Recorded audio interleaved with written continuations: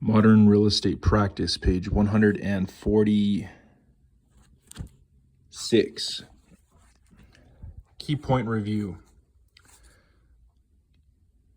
All 50 states, Canadian provinces, and the District of Columbia have real estate license laws and rules with the force and effect of law that establish basic requirements for obtaining a real estate license, define which activities require licensing, and enforce standards through a disciplinary system.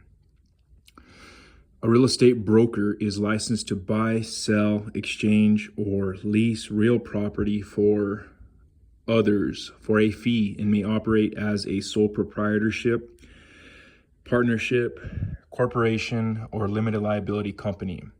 The real estate brokerage may be independent or part of a regional or national franchise. A real estate sales associate is a salesperson or broker who is licensed to perform real estate activities only on behalf of a licensed real estate broker. The broker employer is liable for the actions of the sales associate within the scope of the employment agreement or as provided by state law. An independent contractor is an employee who usually receives a commission with no withholding for Social Security, income tax, or other purposes and has the freedom to set hours and accomplish goals. A real estate broker always has liability and supervisory responsibilities for the real estate related work activities of a sales associate.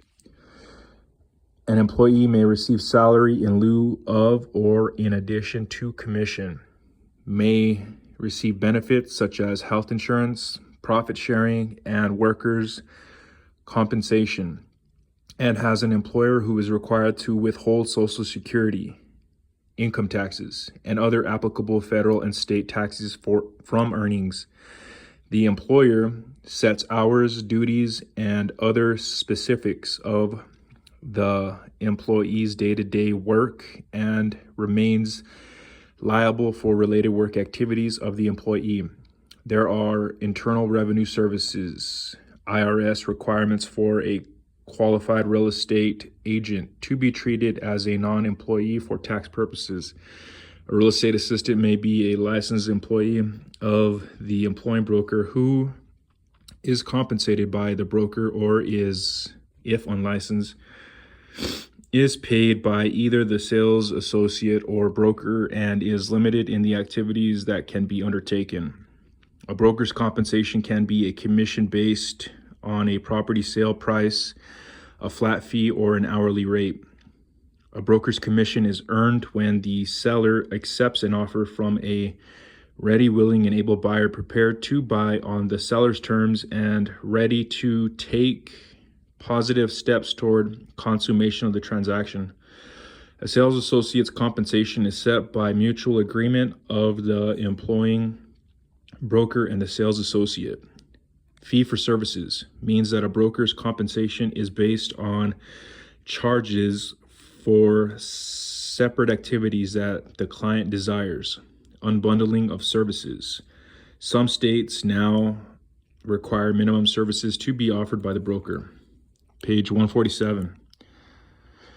Antitrust laws are both state and federal. Sherman Antitrust Act and prohibit monopolies and contracts, combinations, and conspiracies that unreasonably restrain trade, including price fixing, group boycott, allocation of customers or markets, and tie-in agreements. Tying agreements that force customers to purchase a product when only another was wanted. Under the Sherman Antitrust Act, antitrust violators face up to a $1 million fine and 10 years in prison, with corporate fines as high as $100 million. In a civil suit, the successful plaintiff may recover triple damages plus attorney's fees and costs. The Internet Data Exchange IDX policy of the National Association of Realtors allows members to limit the internet distribution of listing information. Overall, the internet is invaluable for communication, research, marketing, and advertising of a brokerage, and includes the use of email, websites, and social networking, all of which must be conducted in compliance with applicable federal and state laws.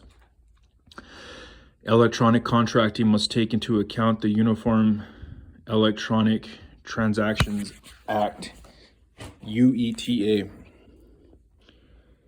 which has been adopted in most states, and the Electronic Signatures in Global and National Commerce Act, e-sign, which functions as the electronic transactions law in states that have not enacted UETA, and makes contracts,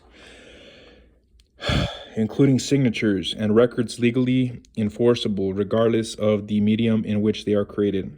Do not call legislation is found at federal and state levels. The National Do Not Call Registry, regulated by the Federal Trade Commission, has telephone numbers of consumers who have asked to be registered and prohibits interstate calls to those numbers to sell goods or services.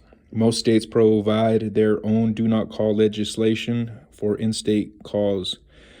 Others prohibited communications include those defined in the laws regulating junk faxes, as well as the CAN-SPAM Act.